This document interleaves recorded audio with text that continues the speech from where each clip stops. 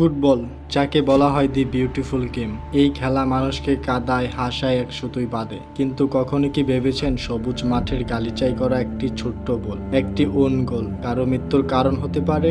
আজ আমরা জানবো এমন এক মানুষের গল্প, যিনি ছিলেন ফুটবলের সত্যিকারের এক জেন্টলম্যান। নাম তার আন্দ্রেস এসকোবার, যিনি ভালোবেসেছিলেন নিজের দেশকে, নিজের দেশের ফুটবলকে। কিন্তু সেই দেশ, সেই ফুটবলই শেষ পর্যন্ত তার প্রাণ কেড়ে নিয়েছিল।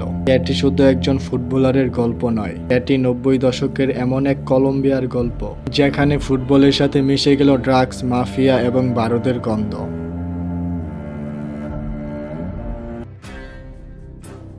1990-এর দশকের শুরুর দিকে কলম্বিয়া তখন পৃথিবীর অন্যতম বিপজ্জনক জায়গা। মেডেলিন কার্টেলের প্রধান ডার্ক লর্ড পাবলো এসকোবারের রাজত্ব তখন তুঙ্গে, বিলিয়ন বিলিয়ন ডলারের কোকেনের ব্যবসা। কিন্তু এই কালো টাকার একটি বড় অংশ তখন একটি অদ্ভুত জায়গায় বিনিয়োগ হচ্ছিল, সেটা হচ্ছে ফুটবল। কলম্বিয়ার ফুটবল ক্লাবগুলোর মালিকানা চলে যাচ্ছিল মাফিয়াদের হাতে। তারা বিদেশ থেকে দামি দামি খেলোয়াড় কিনে আনতো। ফুটবলের এই অন্ধকার অধ্যায়কে বলা হতো নার্কো ফুটবল। কিন্তু এই কালো টাকার পাহাড়ের উপর দাঁড়িয়েই জন্ম নিয়েছিল কলম্বিয়ার ফুটবলের এক সোনালী প্রজন্ম। কার্লোস ভালদেরামা, ফ্রেডি রিঙ্কন, ফাউস্তিনো আসপ্রিয়া এবং অবশ্যই আন্দ্রেস এসকোবার।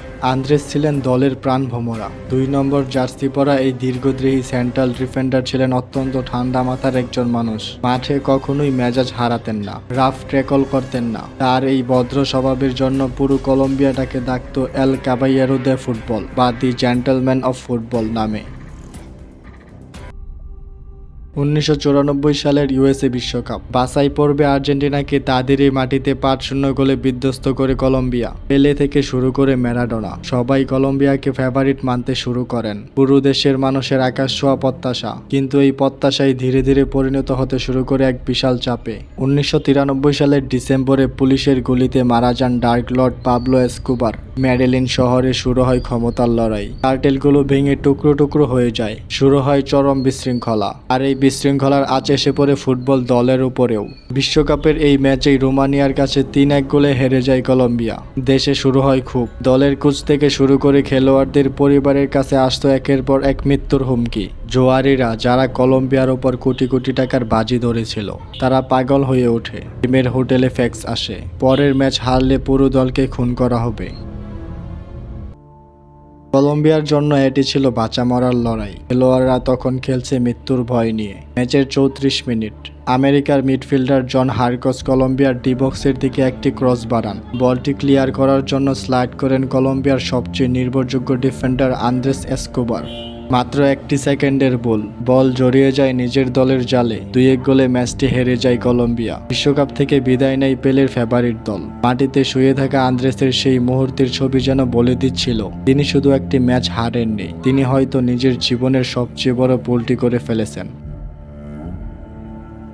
টুর্নামেন্ট থেকে বাদ পড়ার পর অনেক খেলোয়াড় বয়ে দেশে না ফিরে আমেরিকায় থেকে যাওয়ার সিদ্ধান্ত নেন। কিন্তু আন্দ্রেস এসকোবার ছিলেন এক অন্য ধাতবে গড়া। তিনি আমেরিকায় লুকিয়ে থাকতে অস্বীকার করেন। তিনি মেডেলিনে ফিরে আসেন। স্থানীয় এক পত্রিকায় তিনি একটি কলাম লেখেন, যার শেষ লাইনটি ছিল এরকম: জীবন এখানেই শেষ নয়, আমাদের এগিয়ে যেতে হবে। জীবন কখনো এখানে থেমে থাকতে পারে না। 2 জুলাই 1994, মেডেলিনের এল ইন্ডিও নাইট ক্লাবের বাইরের রাস্তায় বন্ধুদের জোড়াজুড়িতে মন ভালো করার জন্য মেডেলিনের বিখ্যাত নাইট ক্লাব এল ইন্ডিওতে যান আন্দ্রেস। কিন্তু সেখানে কিছু লোক তাকে চিনে ফেলে। তারা তাকে সেই ওন গোল নিয়ে কটূক্তি করতে শুরু করে। ভদ্রলোক আন্দ্রেস কোনো ঝগড়ায় না গিয়ে চুপচাপ ক্লাব থেকে বের হয়ে নিজের গাড়ির দিকে এগিয়ে যান। কিন্তু গ্যালন ব্রাদার্স, যারা ছিল মেডেলিন কার্টেলের শক্তিশালী ড্রাগ ডিলার, তারা আন্দ্রেসকে অনুসরণ করে পার্কিং লটে আসে।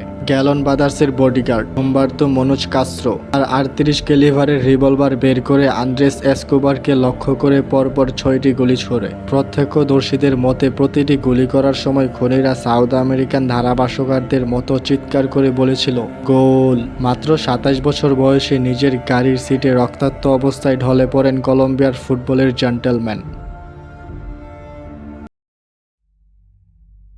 আন্দ্রেসের মৃত্যুতে থমকে গিয়েছিল পুরো বিশ্ব।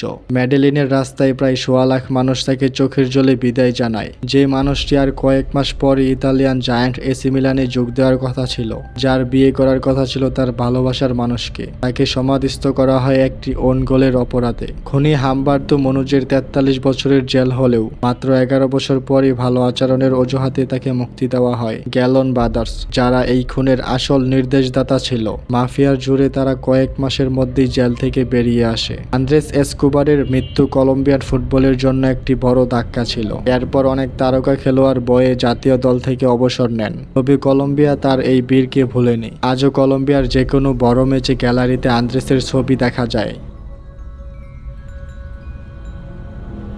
ফুটবল হয়তো অনেক বড় একটা আবেগ, হয়তো মানুষের ভালোবাসার জায়গা, কিন্তু দিন শেষে এটি কেবল একটি খেলা। আন্দ্রেস এসকোবারের গল্প আমাদের মনে করিয়ে দেয় অন্ধ উন্মাদনা আর অগ্রতা কিভাবে একটি সুন্দর খেলাকে, একটি সুন্দর প্রাণকে শেষ করে দিতে পারে। আন্দ্রেস বলেছিলেন, জীবন এখানেই শেষ নয়। আর শারীরিক মৃত্যু হলেও ফুটবলের একজন সত্যিকারের জেন্টলম্যান হিসেবে ফুটবল প্রেমীদের হৃদয়ে তিনি বেঁচে থাকবেন চিরকাল।